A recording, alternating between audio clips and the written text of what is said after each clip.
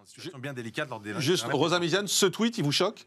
J'aurais pu entendre en fait ces propos-là s'ils avaient été dits de la part de la famille en fait de cette grand-mère. Je peux entendre que un Français lambda puisse à un moment donné se laisser aller à l'émotion. Oui, mais il a une responsabilité politique. Il est le premier maire de France entre guillemets à travers l'association.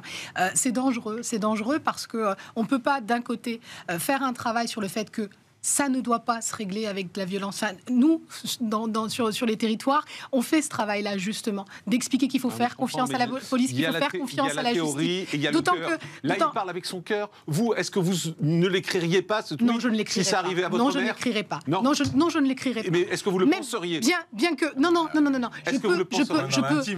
Non, mais vous savez, vous pouvez ressentir de la colère. Vous avez le droit de ressentir de la colère, d'accord? Mais vous ne pouvez pas appeler à la loi du talion. Et vous savez, je ne suis pas une femme politique, mais j'ai une forme de visibilité. Jamais je n'appellerai à la violence. Parce qu'effectivement... Il n'appelle pas à la violence. Il dit, si ça avait été ma mère, j'aurais eu la colère et je serais allé régler... Attention, on glisse sur la légitimité. On glisse sur la légitimité. Et il y a un vrai danger. Moi, je crois, et d'autant qu'en plus, dans cette affaire, la police a été extrêmement rapide. Dans les deux affaires d'ailleurs qu'on vient de voir ce matin, la police et la justice. Alors après, effectivement, on peut débattre. Moi, je serais allé lui mettre un bon poing dans la gueule. On peut débattre. Oui, mais alors, pourquoi? Pour vous retrouver ensuite derrière en prison? Non, mais est-ce que c'est ça l'objectif? Oui, mais si c'est pour le retrouver dans la rue dans 24 heures. Je ne crois pas qu'en France. Si c'est pour le retrouver dans 24 heures dans la rue, au bout d'un moment, on règle les éléments comme ça. Dans une société civilisée, c'est pas comme ça en fait qu'on réagit.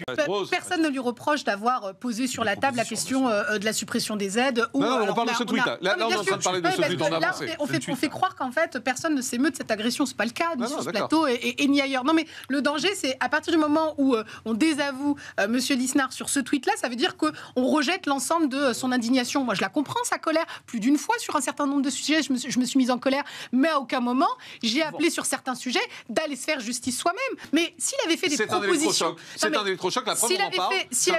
Non, mais attendez, on aurait parlé exactement de ces propositions. D'ailleurs, on a commencé, pas par son tweet, on a commencé par ses propositions, d'accord? Donc, si on avait juste voulu parler du buzz, on aurait commencé par ce tweet. C'est pas le cas. Moi, ça me dérange pas qu'on puisse débattre sur l'efficacité, la pertinence, la proportionnalité, en fait, d'une mesure. Très bien. Le fait que ça ne fonctionne ou que ça ne fonctionne pas. Mais venir, en fait, aujourd'hui, légitimer avec des responsables politiques, parce que vous en êtes un, venir légitimer, en fait, peut-être l'excès d'émotion de David Lisnard, je ne crois pas que ce soit sage en tant que personnalité politique. Et d'ailleurs, vous venez de rappeler que Zemmour aurait pu le faire. Je veux dire que si ça avait été Zemmour, on aurait été, en tout cas, beaucoup plus, en fait, à s'indigner, parce que c'est... Non, mais il faut savoir le dire. Donc, pourquoi? Parce que c'est effectivement un républicain, on ne devrait pas s'indigner. Moi, je trouve que c'est dangereux.